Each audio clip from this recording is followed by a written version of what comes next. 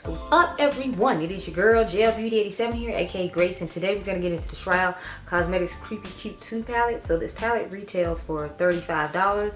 I used Baddie Bean's code to get a discount, and then the shipping cost $7, so it ended up costing me $38.50 for this palette. I ordered it when it first came out, but mine literally just showed up today, so it's like 3 a.m. in the morning, and we're here filming with this palette because, you know, we need to get this video up, and I'm trying to get stuff up in a timely fashion. So I was right, the size has changed on it because this is 2 and this is 1. So on the back, it doesn't have anything written on it like it did on the original one. I think it's a sticker on the back of the box now for you to do. I just threw the box over there. The box looks the same as the packaging, so I didn't see the point. So this is what the original Creepy Cute looks like. And this is my original one, so it's quite old. I'm thinking like we might do one look with this palette on its own and then do a palette mashup with this, both the palettes combined. So that way if you only want to see about this palette, I'll do it first and then we'll do the other one last. So this is what the new one looks like, and this is what the, I'll get the magnet over. This is what the old one looks like. So there are 2 different color stories. I do have palettes to compare to this one, of course. I feel like it's really cute. Similar to perhaps the Sugar Peel Volume 2, like in some aspects. Like I feel like this would be a good accent palette for this palette because it has some of the deeper tones that this one is lacking, and it just has some different colors to pair with this one. Like it would be a good companion palette. I brought the Menagerie. What is this? I don't think this one necessarily. Rest of these are just more companion palettes. Like I feel like since this one has shimmers and this one doesn't, this would be a good companion palette for it. Plus this one has some cooler tones that this one doesn't have that I can combine with this palette. So there's that. Yeah, the rest of them are just gonna be palettes. I feel like a companion palette, or look somewhat similar. It's like a Feral palette here from what is it? Menagerie again. So I feel like these could be 2 companion palettes because again this has shimmers that this one doesn't have, and it has some mattes that will go nice with the mattes in this palette. So. And then I have, I think I only have 1 more left. I think I bought the Pastel Palette from Natasha Denona as like a companion palette. That one I'm not too sure about if I will put with it though, but I felt like it'd still be cool to like show. So I have this one alongside this one. And I feel like this would be a good companion for this because again, it has some nice shimmers in it that this does not possess at all. So those are the companion palettes I have to show. I'm gonna zoom you on in close now so that when I come back with the eye look with this palette, we can do that, and then I'll see if we have time to combine both of these because it's 3 in the morning. I do have to go to work tomorrow, so we'll see how it goes. Okay, y'all, so this is what I came up with. I literally used every color in the palette except for, big surprise, the orange Tough Guy. So literally we have used every single color in this palette because I want to see how well it worked. And I knew I was most likely wasn't going to do the palette mashup tonight, and I don't know when I'm going to get time to, and I want this video to go up in timely fashion. So I'll start off with the shade Banana Milk, which is the yellow. I literally just stamped it in the inner corner here. And I was actually impressed with this yellow because I feel like yellows don't usually show up on my skin tone. But I did use a white base, so that might be why I'm getting more pigmentation than I normally do. I'm just kind of like patting and pressing it in. I'm not like blending it out because I want the brightness to stick for a little while. And as you can see, it's looking actually quite bright and pigmented. Now, as you can see, it dulls down a bit, but I just reapply to get that brightness I want max. As you can see, then it goes back to being pretty bright. So I was very impressed with the yellow, and I didn't think I was going to be. I expected it to be like, well, I hate to say it, weak and just be like, yeah, no, not giving anything. But surprisingly, it surprised me, and I'm glad because I was expecting it to not give too much of anything. Okay, now we're going to go into the shade, Get Lost. So Get Lost is that green shade, and I just kind of took a big fluffy brush, and this is one from, what's the brand called? Call It Rain. They actually have a 50% off sale right now in their chic collection. So those little bit chic palettes I reviewed for you all a while ago are currently 50% off. I'm gonna post it on my community tab because obviously y'all gonna see this late, and I don't know if it's gonna be expired by then or not, the sale. So I wanna make sure you get your hands on it if you want it while you can. So, and I'm just blending it out now after I had patted a few pats of it in. And then I took the purple and put it on the outer V. I don't know what my thought process was with the colors. I obviously just grabbed random colors and put them on my eye. I'm not even gonna lie to you, like I had no plan for this eye look whatsoever. I just wanted to use as many colors as possible because I knew I most likely didn't want to do the palette mashup today. And I want this video to go up this week, and I don't know if I'm gonna come back tomorrow night and do one before I go home. I doubt it seriously because it's Mother's Day and that means it's going to be a whole lot of work at work tomorrow. So we're taking the shade Pause Off, which is the name of the purple now. And the same time I ran the red down across the lower V.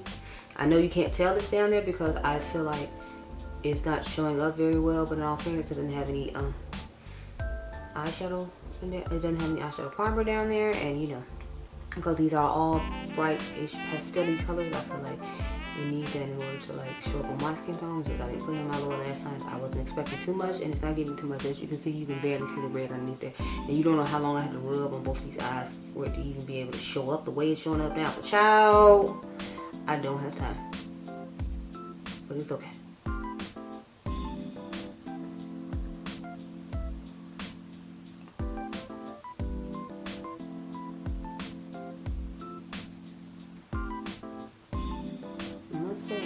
Color combination. I feel like it's giving weird like 80s vibes with all the colors I put together randomly. But you know I'm here for it. It's okay.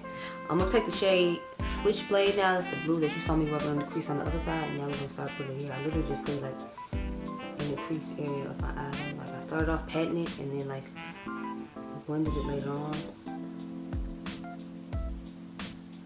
And I just went all the way across the front. It's kind of like cutting the crease with a matte eyeshadow instead of with, you know, eyeshadow primer,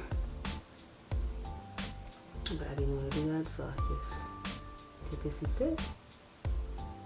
And now I'm like kind of blending it out a little bit while it's in the crease of my eye.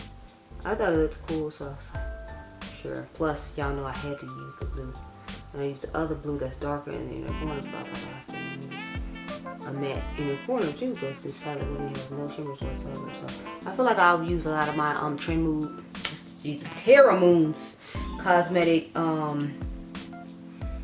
shimmers with this palette. The ones I have bought are my UOMA Beauty ones because I feel like they'll go good with this palette. So far this is what we looking like.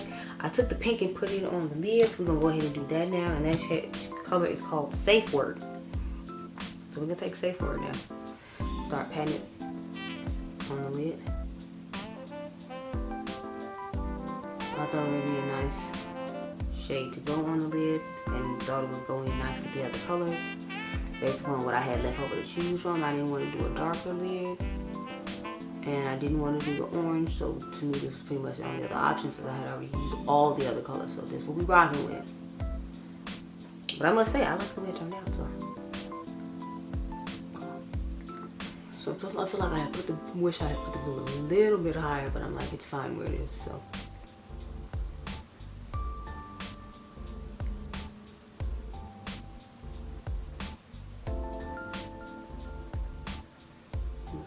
More here too to get a little bit more vibrancy out of it, because like I told y'all, once they start oxidizing a little bit, the vibrancy loses itself, but I have to like re-vibrate, so I'm gonna have to re-vibrate the yellow probably at least a couple more times before I, you know, take the pictures for the thumbnail to make sure the yellow is as bright as possible. That's the only thing. So now I'm gonna take the shade Alien Queen and pop that in my inner corner, because again I didn't have too many wonderful options after I used the brighter color on the lid, but I wanted a bright lid. I would prefer to have a bright inner corner as well, but I worked with what I had, okay girl?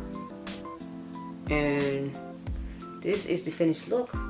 I will do my eyeliner and mascara off camera to save us some time. I at least save me some time. If you're curious what's on my lips, I put on this sheer lip gloss, the sheer lipstick from Gucci, and then I have the Tower 28 lip gloss on the new colors Pistachio. So let's talk about this palette. I'm actually quite impressed with this palette. First of all, I never expected this yellow to be as bright as it is on my skin tone, but when you pack it on instead of blending out naturally the way I like to do my eyeshadow, it works out a lot better. I'm really in love with the pink shade too. I think it's really nice. That periwinkle looks really cool as well. So I like all the shades in here that I tried, and I'm impressed with this little pastel palette. I feel like the yellow is dripping into my blue here, so we can tap that back on so it doesn't leave that weird line it's leaving that I was seeing I didn't like. So that's what I'm doing right now. But yeah, I'm impressed with this palette. I must say, like the first Creepy Cute, I didn't like the color story as much, but I definitely can say I like the color story of this one a whole lot better. I feel like it's more my vibes, my color, so I'm happy to have it in my collection. And I'm going to combine it with the first one to see if I can make better looks with it. So It is approved by me. I like it.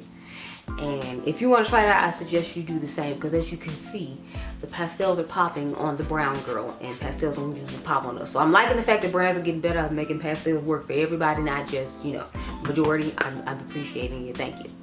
So those are my thoughts. I think you should try the palette out. I will do a palette match with both of these tomorrow, and then I might use like the Natasha Denona just so I can have an inner corner highlight, because I'm not feeling this all matte situation all the time. We're gonna have to switch it up, girl. We can't all matte all the time. No, no, no. But I hope you all enjoyed this video. Remember, you all are diamonds. I'll catch you guys in the next one. Be blessed, girl. Bye. I almost forgot, y'all. I meant to show the Radioactive palette against this palette, so let me do that real quick, because I feel like they might have a couple of similarities. I know Radioactive has a yellow and this one has a yellow, so let me show those side by side. They're not going to be exact, but they might be close. So here's Radioactive up against the Shroud Cosmetics palette. Okay, now I'm done for real.